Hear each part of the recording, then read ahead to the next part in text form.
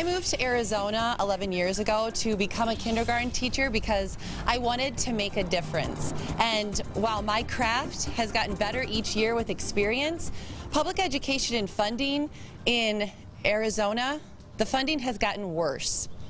At times, I feel guilt at having encouraged my niece, a second grade teacher from Michigan, to move here, because had she stayed in Michigan, she'd be making an average of $62,000, $20,000 more than the average Arizona teacher salary. Instead, she's here in a state that ranks worst in the nation for teacher pay.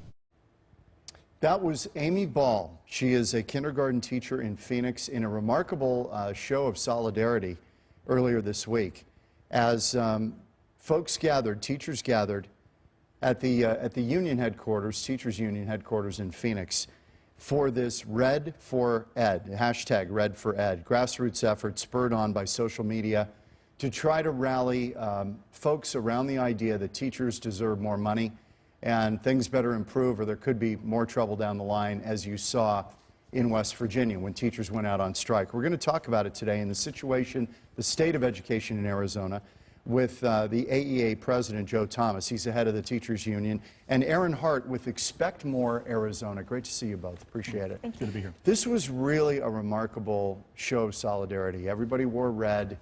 This went on all across districts in Arizona. Was there, what do you think was the participation percentage in this effort? Well, I don't know. I mean, this was not our event. This was a Facebook grassroots group called Arizona Educators United that kind of sprang up over the weekend. I think they have about 20,000 members in their Facebook group. And I'm one of those members. I get to look and see at all of the pictures that they posted throughout the day. And I would say that it's safely in the thousands. And in districts all across the state. People took pictures of themselves. They took, entire English departments took pictures, entire schools took pictures. I think that for the organizers of this event, that it was successful beyond their wildest imagination. Aaron, where are we in Arizona in terms of funding? You hear a lot of numbers bandied about. Where are we in comparison to the rest of the nation? Well, right now, when we look at teacher pay, for median pay, we rank dead last. We rank 50th in the country. So when we think about our state relative to the other states around us, California is ranked 7th. You have New Mexico in the upper teens. I mean, we cannot compete with the states around us. So you have teachers in Yuma and up in Bullhead City who can cross a border and who can make $10,000, $15,000 more just by driving a little bit further to school every day. And what is the upshot of that? What's happening on the ground because of this situation? It means we're losing good teachers. We can't keep our teachers in our classrooms. Thousands, right? Thousands, yeah. A year. This year, we saw at least 2,000 openings at the beginning of the school year that were not able to be filled. And we saw another 500 just walk away from their positions. I mean, that's really unheard of, that teachers would just walk away, which means they can't come back. You lose your certification at that point. Joe, what is the issue? What is the issue? Because it seems like the governor has tried to make a good faith effort to try to at least talk about this. When I talk to folks over there, I say, what's the priority? And they say, education, education, education. Well, everybody wants good schools, and everybody wants a quality teacher in those schools. They just don't know what to do about the attrition rate that we're seeing. And teachers do. If you talk to teachers... Is it all pay, Joe? I think overwhelmingly what I'm seeing in this Facebook group and listening to the teachers that are speaking up is it overwhelmingly is pay. Since about 2008, we've cut funding from our schools. And I've talked to a lot of national news outlets this last week, and even they, as they look at Arizona, indicate that we're one of the only states that has cut that funding, because many states did after the recession started in 2008. We're one of the few states that's really not restored much of any of that. So right now, on a per pupil basis, okay, we're going to do a little math here. Right. On a per pupil basis, we're about $1,000 a student, just under $1,000 a student less than what we spent on our kids in 2008. And so when you spend that much money less, that's $1 billion less, and you have the exact same number of students, that means you're hiring fewer teachers, you're retaining fewer teachers, and that means class size goes up. When my son started kindergarten, he had 36 classmates. And they lasted for 8 weeks until they could hire another teacher to come in, because the district, a great district, they didn't have enough money to hire all the teachers they thought they would need. They had to wait until the kids actually showed up. You know, the stuff on class size, you get different studies that give you different things. It seems like class size really is a problem in the younger years. As they get older, it's not as big of an issue. Do you agree with that? Most of the studies look at comparing 20 students with 25 or 26 students, and they say that you don't see a large difference except in the early grades. But that's not what Arizona's Like 1 facing. through, or K through 3? K through 3 are critical. Well, pre-K through 3. But what we're seeing, no one has studied. No one has studied the difference between 25 and 35 kids in a classroom because no one's ever had, in an extended amount of time, 35 students in a classroom. You talk to any teacher out there, or take their place for a while, and you'll see that it is a real hardship, not only on the teacher from a classroom management standpoint, but on all of the other students that are in the classroom. Because if you're the So student... the students suffer. The students absolutely suffer. If you're the kid that doesn't understand the math problem, you need that one-on-one time with the teacher leaned in right next to you showing you how to do it. And if there's 18 kids with their hands up in the air instead of 5 kids, the teacher can't get to all of them in time. Aaron, do you see any hope on the horizon? Because what Joe is talking about and what Ms. Ball talked about in that opening segment, you know, if we're dead last, what would it take to get us to a workable number? And what would that look like? Would it be a tax? Would it be property taxes? Some type of user tax? What are we looking at? Sales tax? What would it be? Well, we need a long-term solution for education funding in Arizona, and that isn't just for K-12. It's also early ed and higher ed as well. But we should, in that process, prioritize teacher pay as a part of that, because it's likely the biggest chunk that we're going to need to make sure is addressed in the funding mix. So we need to look at everything on the table. We need to look at all forms and have that really honest conversation about where's our funding coming from, what new sources of revenue do we need, and what levers can we pull to make sure that our funding is going to the right places in the most effective ways. I want to run another clip. This will be clip 2 of Amy Ball, a kindergarten teacher in Phoenix. Just take a listen.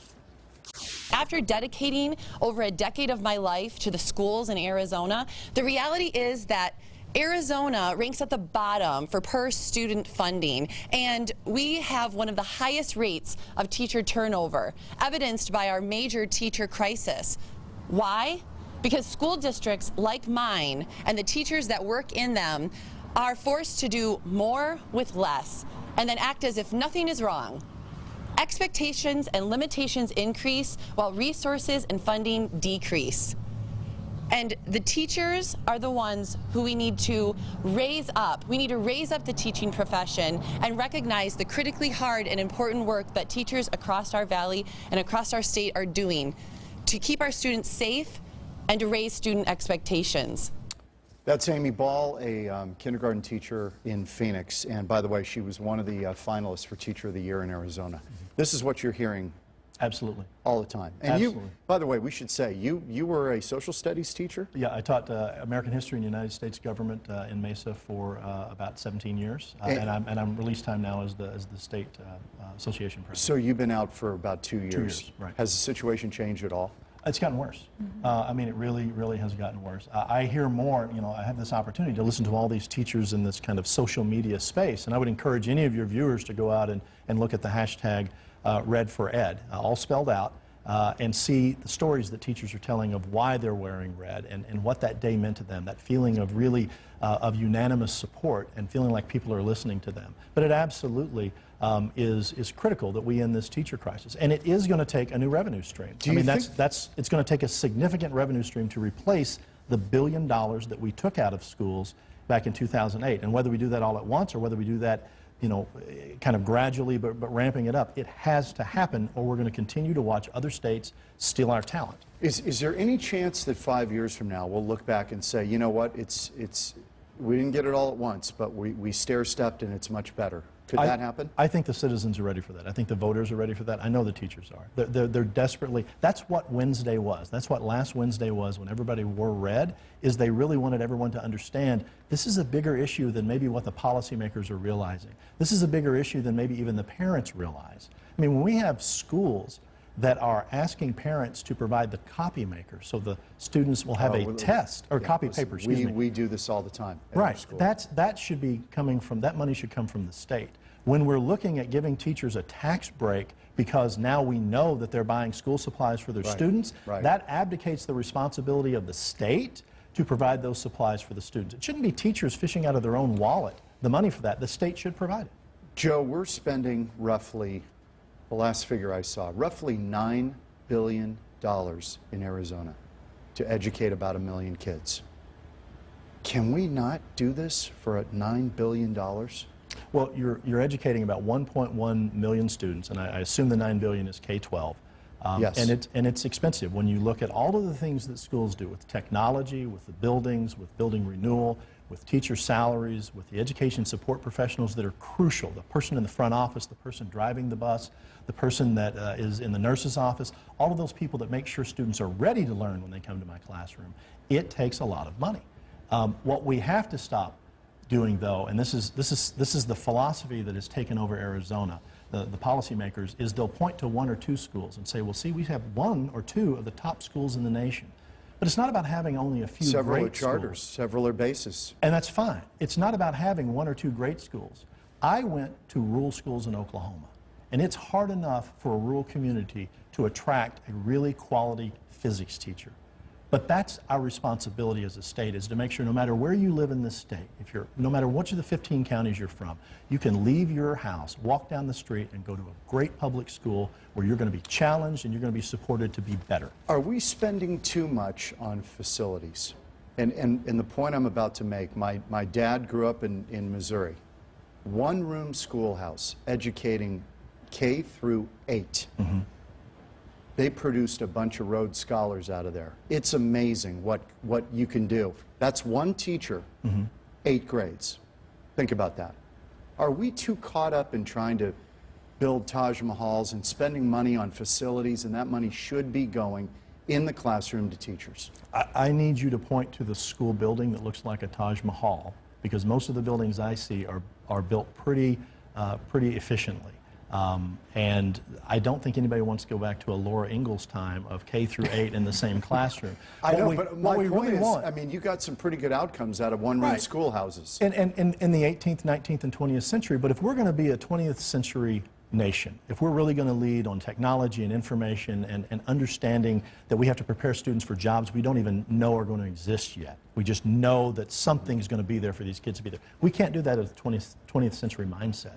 We need to be providing our students more engaging activities. I was in a robotics 5th grade classroom, and I tell you what, John, I was so jealous of those kids. I never got anything like that. I had Tinker Toys when I was a kid. Right. These kids were programming robots to go around and do all these really complex, and you know, they humored me by making it look like I could remote control it when I really wasn't, but they were fully engaged in this learning, and it was about physics, and it was about motion, it was everything. Yeah. That's what we need to be doing with our students. Aaron, before we go to break, what I didn't realize, this is what this, I call it the red out, but it's red for ed, red for education. This is a little bit of the canary in the coal mine, isn't it? Because West Virginia went down the same road. They started with this exact demonstration of solidarity, and it eventually ended when nothing was resolved with a strike. Do you think we're heading down that road? Well, I hope not. I hope that we can find a long-term solution to funding and increase teacher pay without getting to that point. And it's really clear, you know, this is a real demonstration that teachers feel like something needs to be done now. And so now is the time for business leaders and educators and elected leaders to come together and to start talking about that solution and to put their heads together to find that solution that over time will get us there. Do you think we'll see it on the ballot, something on the ballot? I think that's always an opportunity. I think when teachers or the voters believe that they're not being listened to, we have a very progressive ballot system in our state, and so there might be referendum you're talking about. Well, yeah, a citizens initiative right. might be put on there. I think it's time to let the voters weigh in. And the support in polling is voters, folks here in Arizona, 7.1 million of them, know that this is job one. They think that this is the issue. Yeah, we conduct a voter poll every year. In the past 2 years, we have seen stronger and stronger numbers showing that Arizona voters have this as their top concern. So we know that voters would be very supportive of these kind of issues. When we come back, we're going to run some sound with Governor Doug Ducey.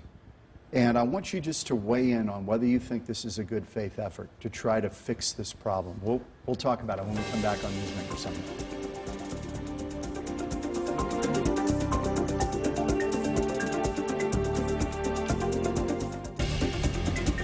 Back on Newsmaker Sunday, it was an amazing show of solidarity earlier this week. The Red for Ed, a grassroots effort spurred on by social media, a group of Arizona teachers spontaneously organizing to say, you know, we need more pay and we've got to have a better situation here because kids are suffering and the teachers are suffering and we're losing a lot of quality teachers in Arizona. Our guest this week on Newsmaker Sunday is the president of the Arizona Education Association, Joe Thomas, and Aaron Hart from Expect More Arizona. Just give people a thumbnail of what Expect More is all about. Sure, we're a statewide nonprofit and we work on bringing people together to support education issues. It's not, I mean, politically, are you agnostic or, I mean, Joe is the union side. You guys are probably a little more in the middle, right? Yeah, we're nonpartisan. Our whole goal is to find issues that people can agree on and bring them together so that we can make progress. Is this a nonpartisan issue? Public education should be. Okay, when you had the gathering, you endorsed Mr. Garcia, who is running against Doug Ducey. Mm-hmm. How do you avoid a very heartfelt demonstration and solidarity from becoming seen as a political event? Well, our event was the endorsement. The Red for Ed was a completely separate event that was going on statewide. We had scheduled our announcement of our recommendation of David Garcia for governor of Arizona. We think he's going to do a great job. We think it's time to elect someone that actually is an educator to be governor. And so those were two very, very separate events. We had already had ours scheduled before we knew that the Red for Ed was going to come out. And we certainly didn't want to ask them to delay that. So they just dovetailed? Well, they just happened on the same day. It was a coincidence. You may have to work with Governor Ducey, though, on this issue. It's very possible. Mm-hmm. He could get reelected, and you're going to have to work with him on this. Does this poison the well a little bit? Well, you know, this is not my decision. This is a decision of our PAC members that decide that they wanted to select one person to run. They have not seen policies come from this governor. We've had a teacher crisis for 4 years. It's gotten worse. We've seen money cut from not only the K-12 system, but the university budget under this governor. We had to sue to get the only infusion of money back into the system. That was cut during the downturn. It was cut before the governor came in, right? But then we see the governor refer to that constantly as new money, and it's not new money. And then teachers really get rankled when they see these commercials that are playing all the time on all of the stations that make it sound like Arizona's classrooms are wonderful places to be when they know that's not a real representation of what's going on in the classroom. Education's 27% of the state budget, roughly, right? I think it's more about 47%. It's even more. I could be wrong, yeah. It's the largest chunk of the state budget. Chunk, yes. It's almost, I mean, it's bordering on half of the budget. Let's listen to Governor Ducey. This is a conversation you have with Troy Hayden on the morning show, talking about what he's doing, and then I'll get your take on whether this is a good faith effort. Take a look. When you talk about K through 12, I was looking at a Wallet Hub study that didn't paint the best picture for school spending. I know that's not always, you know, a measure of success, but 50th in spending per student, 49th pupil to teacher ratio, and we're losing some good teachers. So there's a pay raise in this budget. There's a dedicated pay raise in this budget. We have $160 million plus over and above inflation funding for K-12 education. We have $63 million for teacher salaries, about an average of $1,000 per teacher. If you've been around longer, you're going to get a larger raise. Some of your critics, though, are saying a 2% raise is not going to get it done. $500 a year. How do you respond to that? Well, I want our teachers to get larger raises as well, and many of them did get larger raises than that. That's just something that was the state's part of the commitment. The rest of those dollars are there for the principals and superintendents. They have the flexibility. I'm in these public schools a lot, and I'm out and about a lot. I've had a lot of teachers come up to me and say thank you for the raise I've gotten. For some of them it's been 5 figures. But we have other teachers in our state that haven't gotten a raise. They've gotten 0. So do you think teachers make enough money now? Well, I want to see teachers make more. I want to see teachers make more. People don't go into teaching for the money, but they work incredibly hard. They make the biggest difference in a child's life in addition to their parents, and I want to see them rewarded for it. Really do. We're back with our guests. Did any of that resonate? Well, I think that when the governor talks about what he is doing for education, he is increasing funding. It's crumbs. You're talking about $2 a day raise after teachers have been frozen year after year after year through this recession. And we really need to show our teachers that we value the ones that stay. See, people are worried about a statewide action. People are starting to be concerned about, are our teachers going to strike? The real crisis is the one that's happening. We have thousands of teachers that are leaving and they're going to New Mexico. New Mexico should not be able to steal teachers from Arizona. Utah should not be able to steal teachers from Arizona, and yet every year they're stealing some of our top talent. People that are graduating out of the university system aren't staying here even though they grew up here. They're going to another state because they see a competitive salary. We cannot compete with the surrounding states. So it has to be a real infusion of cash, and I think the voters will support that. Is there, go ahead. Go ahead, I was just going to say, we've been doing some work where we set goals for education. We convened more than 200 organizations, and we looked at where should we be with teacher pay. And we know that we can, through this bipartisan group of folks, that everyone said, let's move from 50th in the nation on elementary teacher pay to middle of the pack. Let's get to the... What would that be in terms of real dollars? It's about... Where are we right now, average teacher salary? It's at about $42,000. $42,000. Yeah, and to get to the middle of the pack, we're talking about a $13,000 or so raise. So it's about $800 million to $1 billion overall. Could that come from somewhere else in the budget, or will this require an additional tax? The pie is only so big. So unless you increase the size of the pie with another revenue source, then it's not possible. It's got to be a tax. It is going to have to be a tax. And the problem is we've cut taxes almost every single year for all the 21 years I've been in Arizona. Sometimes it's a little bit, sometimes it's $100 million, sometimes it's $200 million. Every single year we slice a little bit because that's popular with particular voters that reelect those people. So this really is a political issue in that people want to get reelected, and so they slice a little bit off of that revenue. Joe, and as you said earlier, 47, we agreed almost half the budget goes to schools. Right. So anytime you hear about a tax cut, understand half of that is being taken away from our public school system. How did they pay for it in West Virginia? In West Virginia, the 5% raise. What I've seen out of the news, the early reports, is I think that the legislature's still working on their budget, but they look that they may be sacrificing Medicaid and some of the funding of that to bring it over into the That's increases. our second biggest budget. And that's a false piece. choice. You know, you can't tell a kid, you can't tell a poor child, are you going to have access to a doctor or are you going to have access to a great school? We have to be a society that says all of our kids get access to both. Quickly before break, is this the teacher discontent? It's the best word I can come up with. Is that being felt in the charter schools as well? Is this, because they're all public schools, people forget. Charter schools are public schools. But is this felt in the charter system as well?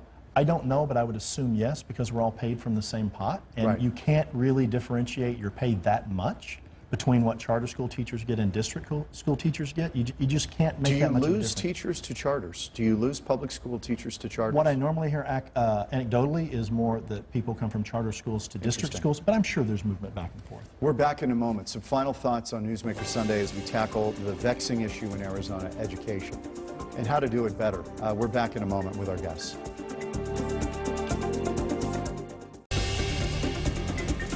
Back on Newsmaker Sunday, final thoughts as we have seen teachers coalesce, public school teachers, part of this Red for Ed grassroots effort to bring attention to the teacher pay issue in Arizona. We ranked dead last. How did that happen? How did we end up dead last? Well, that's a great question because we weren't always last.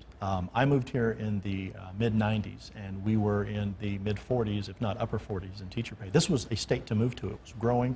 They paid teachers well. Before that, in the 80s, I believe it was, we were actually even higher. We were right in the middle. We were in the 23 to 26 range. And so it really was a gradual, year after year, imposing more tax cuts, which shrinks the amount of money that you can send to schools. Aaron, we've got about a minute left. What would you like to leave people with on this issue? Because we've heard a lot about teacher pay. There's a recognition this is a real issue in Arizona. Yeah, I think voters would agree with that. But I think the most important thing voters can do is think about these issues when they're voting this year. We've got lots of primary and the general elections ahead of us this year, and it's important for voters to really think about who are my candidates and how are they prioritizing education. And most people will say, I support education and I'm in favor, but I'd encourage voters to take a step and go deeper. Find out what that really means and find out if that aligns with what they believe in and what they think is best. And I think people in some districts say, you know, we keep getting hit with budget overrides over and over and over again. Aren't we paying enough? Right, and the reason that people have those budget overrides is because it's the only way the school districts can raise the revenue to afford quality teachers and keep the veteran teachers. See, overrides, a budget override used to be a little bit extra money, about 10% extra dollars. Now we're relying on it. To do after-school reading programs and to bring in additional resources, and now it absolutely is critical to where Apache Junction didn't pass. They've not been able to pass an override for years. They went to 4-day school weeks. 10 seconds. Are you hopeful we can get this thing figured out? I hope that people listen to teachers, because right now they are crying out as loudly as they ever have that the system is unsustainable and they want somebody to come in and fix it. It can be this governor if he acts, but he's not done so yet. Joe Thomas, Aaron Hart, thank you both. Great to see you. We'll have you back. Thank you.